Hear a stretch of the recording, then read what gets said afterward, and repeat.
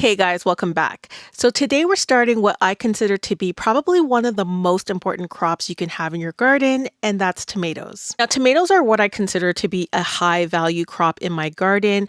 I personally love growing tomatoes to make sauces later in the season. And actually, I just finished my last batch of tomato sauce for the year, and I'm really happy I'm finally done that task because it's not one of my favorite things to do.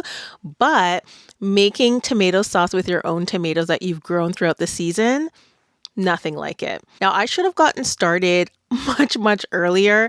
So I usually like to start my tomatoes about 6 weeks before my last frost date. You can start them anywhere from 6 to 8 weeks before your last frost. I like to start them on the 6 week mark just because I find that when I start them a bit earlier than that, I just end up managing a really big plant and just creates a lot of complications. So I personally like to start them at 6 weeks, and then I have a really nice sized plant to transplant into the garden. So we're in the first week of April right now. So I'm starting my tomatoes a little bit later than I usually do, and that's totally fine because I just checked my 10 to 14-day forecast and the temperatures are going to be lower than the historical averages.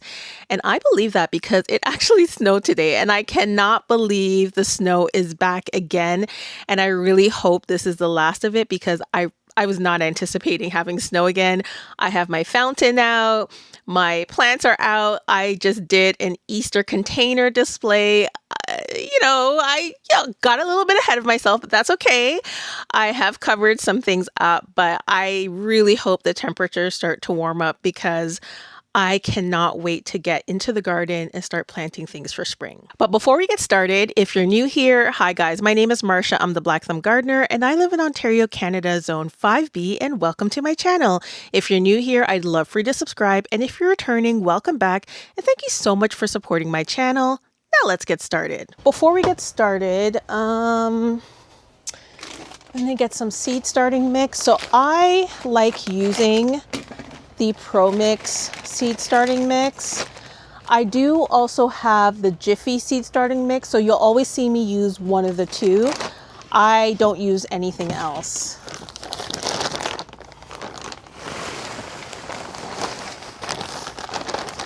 So I like to get my seed starting mix moist before I put them in these containers, and then I'll put this on the water reservoir and I'll show you that later on. Yeah, I think that's good. This is what it looks like, just in case you want to see. And if you squeeze it with your hands, you might get a few drips of water, but that's it. You don't want it to be overly wet.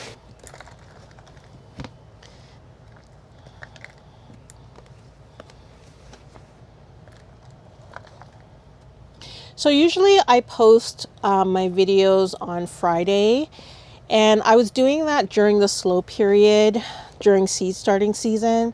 But now that things are ramping up and the weather is going to be better at the end of this week going forward, you'll find me posting a little bit more often. So for the month of April, I'll be posting 2 times a week on Tuesday and on Friday. And I'm going to try to be outside a little bit more often. So going forward, you'll probably find me out in the garden doing a few activities. So I cannot wait, guys. As the weather warms up, we're going to be starting some seeds outside this month. We're going to be transplanting a lot of the seeds that we started indoors in January, February, March. We have so much that we need to do. We are done. So I'm going to grab this and we're going to head upstairs and I'm going to go through the varieties that I'm starting this year. Okay guys, we're upstairs. My seed tray is ready and it's time to go through the varieties that I'm starting this year. But before we do that, I do want to talk about my strategy this season because it's definitely different from what I did last year. So last year I had 8 tomatoes in my small space garden and I grew predominantly Determinate tomatoes. I grew 6 plum tomatoes or paste tomatoes. And then I grew 1 indeterminate paste tomato. And then I had a little cherry tomato that didn't do really well in the end. But I had probably the most tomatoes I've ever had in my entire life last year, just because of the sheer number of tomato plants that I had in my garden, which is probably the most I've ever had. And on top of that, the plants were so productive. I had so many tomatoes, and I'm going to share some of my favorite varieties, especially if you're in a small space garden, that you definitely should be growing this season. But one of the issues I had is that there were some things I was missing. Like I was missing having a very vigorous cherry tomato plant and getting cherry tomatoes the entire season.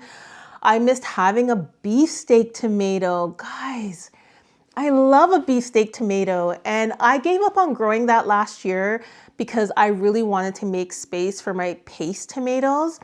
And I think that my strategy this year is going to be a nice blend of everything, because I think I went too far last year with all of those paste tomatoes. And mind you, I do have a lot of pasta sauce. I have sauce for days, guys. I am lost in the sauce. I have so much sauce, and I just finished my last batch of canning the other day. So I have a lot of pasta sauce, and I'm very grateful for that. But I just think that throughout the season, throughout the summer, I was missing those nice beefsteak for my sandwiches or burgers. I want a blend of everything this season. I still want to prioritize growing a lot of my paste tomatoes, but I just want to make space for some of the other things that I missed last season. So I have 5 varieties that I'm growing this year, starting off with cherry tomatoes. We have the OG Sun Gold. Now, if you're growing Sun Gold, be prepared for a vigorous, very sweet tomato. You need to stake this one. If you have a trellis, if you're doing a Florida weave, whatever it is, this plant is so productive. You only need one in your garden. So if you are growing this one, just be prepared that you're going to be staking it. The next one I have is new to me. This is Sweetheart's grape. This is a grape tomato. This is also indeterminate. So all of the indeterminate varieties, I'm going to be weaving through my trellis this year and seeing how that goes, because I just don't have a lot of space in my garden. I might have to put up some additional trellis systems just so I can, manage all the plants, because I do have a lot of squashes as I'm starting this year, tomatoes, cucumbers, a lot of things that are vining varieties that I really need to add more trellising to my garden. So I'm going to be starting this Sweetheart grapes. This is new to me this year. I also have another one sent out by West Coast Seeds that's brand new, and this is the Pink Berkeley Tie-Dye Tomato Organic. Look at that, guys. Isn't that pretty? I cannot wait to have a beefsteak in my garden. It's been a long time since I've had a beefsteak tomato, and I'm really looking forward to this one. So the next 2 are my workhorses of the garden. These are my plum tomatoes. This is what I'm going to make sauce from. These are my priorities, I would say, in my garden. The first one is a Determinate tomato. This is going to be the only Determinate tomato this year. Compared to what I did last year, this is a huge change for me. This is Plum Regal. Guys, if you have a small space garden, or if you're growing in containers and you want to grow a plum tomato and you want to grow something that's vigorous, that's going to be producing fruit throughout the entire season, then you definitely should try Plum Regal. I've grown this variety for the past 5 years, and you really only need one in your garden, to be honest. It just produces so much fruit, and you only need a large tomato cage. So those tomato cages that you get at the garden center, one is good enough to contain one of these because it's a determinate plant. So if you don't have a lot of space and you're growing in containers, even if you're not growing in containers, I highly recommend Plum Regal. And then the last one that I'm growing is Aroma Tomato. This is called Posano. This is also going to be used for sauces. I grew this one last year. This is kind of the cousin to San Marzano. Vining variety. I grew this up my trellis. I love this one. I love the size of the tomatoes. They were really big. They didn't produce as much as Plum Regal, but the size of the tomato just made up for it. Absolutely gorgeous. So this is Posano. So these are the 5 varieties I'm starting this year. So I have about 6 columns here. So there's 24 cells here. I have 5 varieties. So what I'm going to do is My plumber gal is going to be in the last 2 columns, and the other 4 columns will be 1 column per variety. And I think that will work really well. So I'll have 24 plants in total. So I'm going to start off with the sun gold tomatoes. And when you're planting or starting tomatoes indoors from seed, you want to plant them about a 1/2 inch deep. They don't need light to germinate. So you can just, I use a pencil. This is my seed starting pencil. You can see it's pretty dirty. It's the number 2.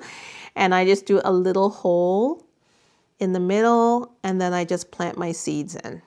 Now you have to make sure you label, because when they are seedlings, they all look the same. You will not know until they start fruiting. So you definitely have to label. So we're going to start off with this one. I really like sun gold, guys. If you only have 1 cherry tomato to grow and you're okay with growing indeterminate varieties, then I would highly suggest trying sun gold. They taste so sweet. They're so good. Oh my gosh. They're so prolific, and you can save them and make sauce with them as well. That's what I did the first time I grew them. And the sauce is so sweet as well. Like this tomato is definitely a must grow in your garden. Oh my God. I don't even have, how many seeds come in this pack? 15 seeds. 15 seeds. Man. Okay. So I'm only going to be using, 4 seeds today. So hopefully we'll have some for the next year. This year, I want to be better at saving seeds from my garden. I think that was one of my goals this year. Tomato seeds are pretty easy to save. And, oh no, I threw it in here. Darn. Oh well, that's fine. There we go. Okay, next one we have is the Sweethearts grape. I was kind of on the fence about growing this one just because I don't like a lot of grape tomatoes personally. Maybe I just haven't found a variety I really like, so I'm really hoping this will be the one. Also because this is indeterminate, so now I have to stake it and I only have so much space. So we'll see how this goes this year. I have a lot of things that I'm growing. How many seeds are in here? 10 seeds, guys. 10 seeds. This is gonna be fun. Oh my gosh. Okay. Yeah, there we go.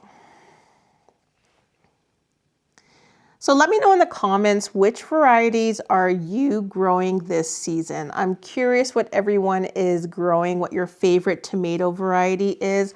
I'm always looking for more varieties to grow from seed because, you know, I just like trying new flavors. I find a homegrown tomato, guys, it hits different. Okay, next we have the pink Berkeley tie-dye.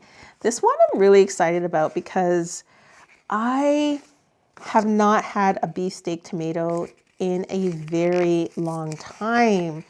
And just having a beefsteak tomato with some salt and some pepper, whoo, in the summertime, guys, nothing like it. Oh my goodness. Okay, how many seeds are in here? 10 seeds. We only need 4 today. We only need 4. And these are pretty much all new seeds except for the Pisano. Pisano is the only one that I have from last year, but all the others are brand new seeds for this season. Plumber Gal I ran out of, so I had to buy another pack. So Vessie's just sent that to me.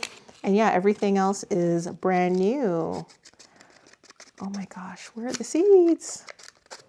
Here we go.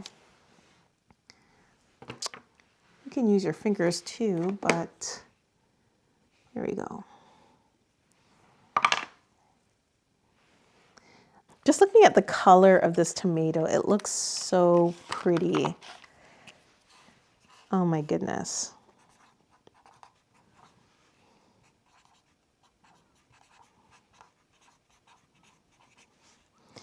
Pink Berkeley tie-dye. So this month I'm going to be starting some seeds outdoors. This week I'll be starting some seeds outdoors. So I'll go through that. And then I'll be planting up the green stalk. I also have my brassicas and my onions that also need to get into the garden. And I also have peas, sweet peas and sugar snap peas that also need to get into the garden. So this month I'll be in the garden quite a bit. April's usually the time, at least the second half of April. I do a lot of my spring crop planting, spring containers, things like that. And I'm really excited about that because, man, it's been a rough winter. All of the snowstorms we've had, it's been rough. Let's just say it's been rough. Okay, this one is the Posano Roma tomato.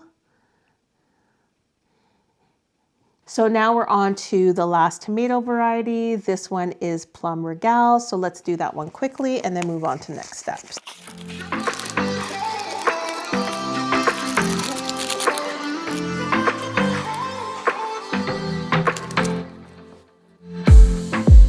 I saw the city passing by my window.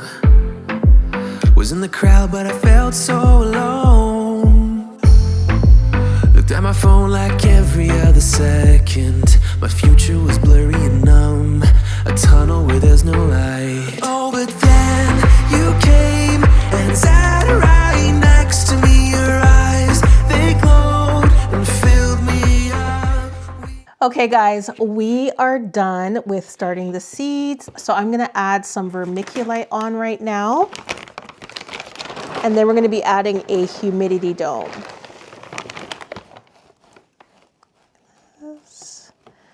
Guys, you only need one bag of vermiculite. This bag has lasted me, I wanna say 3 years.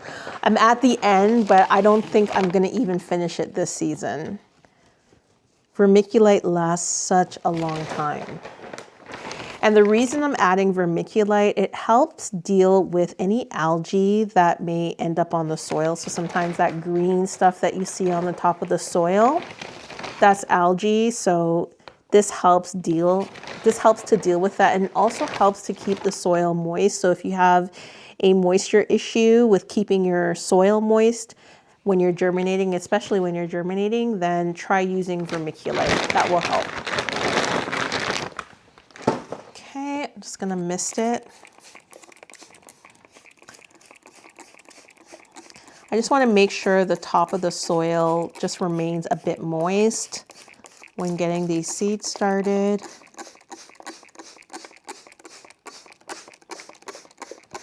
We're gonna add my humidity dome now that we're done.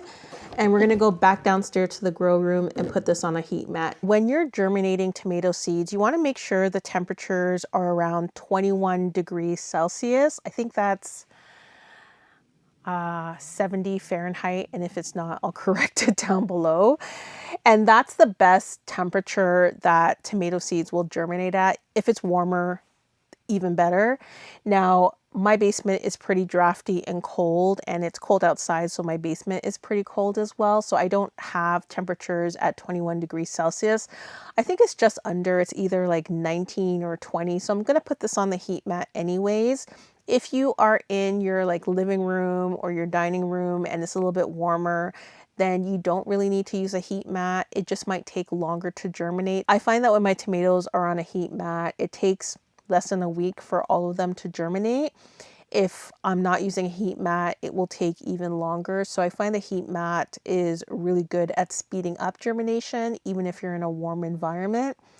The one thing you need to make sure of, though, if you do have a heat mat, is that you have a strong light source.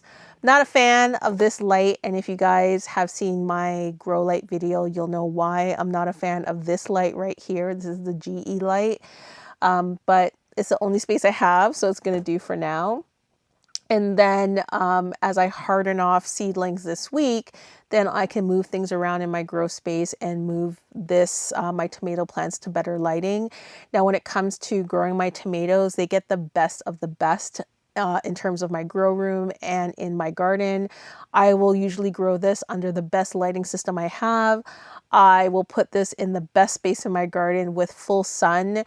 You want to grow these guys in full sun. I have grown tomatoes in shade. I find they just do much better in full sun. So these guys are my precious babies. Guys, I cannot wait until this gardening season really gets underway and we're outside and we're planting tomatoes and peppers and all the good stuff. So thank you so much for watching. This was a quick video of just getting my tomato seeds started. And if you haven't started your tomato seeds, maybe this will give you some inspiration to finally get started. Thank you guys so much for watching, and I'll see you in the next one. Bye.